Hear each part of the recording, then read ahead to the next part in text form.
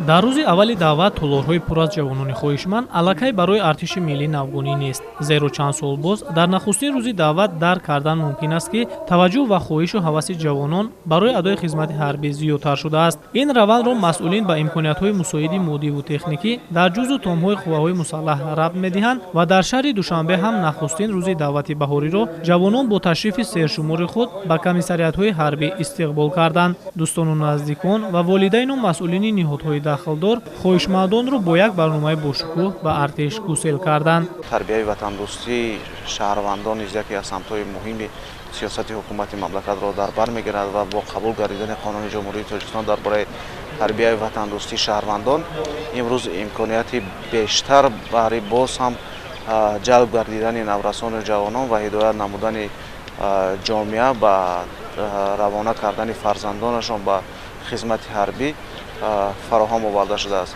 ва имкониятҳое ки дар раванди омӯзиши даъвати ҷавонон баҳри ҷомеа пешбарӣ карда шуд ё нишон дода шуд дар доираи баргузории чорабиниҳои муҳим аз ҷумла сафарбар намудани волидайни сарбозон ба қисмҳои ҳарбӣ ва хонандагони синфҳои болоӣ ё ҷавонони синни даъватӣ ба ҷиҳати боздид аз шароити вазъи буду боши хизматчиёни ҳарбӣ собитгари он аст ки боз ҳам ҷавонон тавонистанд ки аз шароиту имкониятҳои фароҳамшуда дар қисмҳои ҳарбӣ боздид ба амал оваранд ва дигар ҳамсолонашонро барои хизмат кардан барои адои сарбаландонаи хизмати модарватан ҳидоят намоянд. таъкид гардид ки шаҳри Душанбе аз шумури он минтақаҳои кишвар аст ки нақшаи пешбинигаштаи даъвати ҳарбиро ҳамасола дар вақташ иҷро мекунад ва ҷавонони пойтахт барои иҷрои масъулияти бардоштаашон ҳамавақт омодаанд. Ҳамчунин дар доираи ин тадбир дар бораи шарту шароит дар сафи қувваҳои мусаллаҳи мамлакат имкониятҳо барои адои хизмат ва зарурати гузаштан аз ин мактаби мардонагӣ изҳори назар карда шуд. Иброз гардид ки бо роҳандозии тадбирҳои саривақтӣ масъалаи таъмини қисмҳои ҳарбӣ бо ҷавонони шуҷоъу далери ватан ба пуррагӣ ҳалли худро ёфт ва тибқи таҳлили чанд соли охир дар кӯтоҳтарин фурсат шаҳру ноҳияҳои кишвар нақшаи пешбинигардидаи даъватро ба пуррагӣ иҷро менамоянд. Бахусус ноҳияҳои шаҳри Душанбе аллакай аз рӯзҳои аввал шумораи зиёди хоҳишмандон ба комиссариятҳои ҳарбӣ муроҷиат мекунанд ва марҳила ба марҳила пас аз гузаштани муоина ба сафи қувваҳои мусаллаҳи кишвар сафарбар карда мешаванд.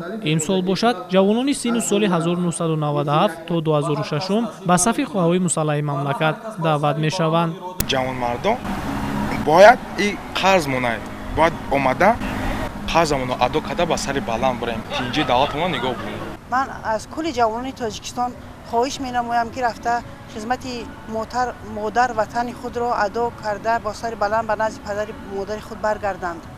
дар рафти гусели навазкарон дар баробари кормандони сохторҳои дахлдор ҳамчунин ҷавонон суханронӣ карда аз омодагии худ барои сарбаландона адо намудани хизмат изҳори назар карданд. ҳамчунин дар ин рӯз ба навазкарон пас аз хатми курсҳои бозомӯзӣ шаҳодатномаҳои ронандагӣ супорида шуд.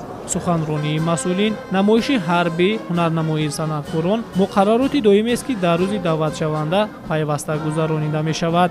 дар ин рӯз аҳли фарҳанг низ ҷавононро барои сазовори номи сарбоз шуданашон бо шеъру таронаҳои баландмазнун таҳният гуфтанд.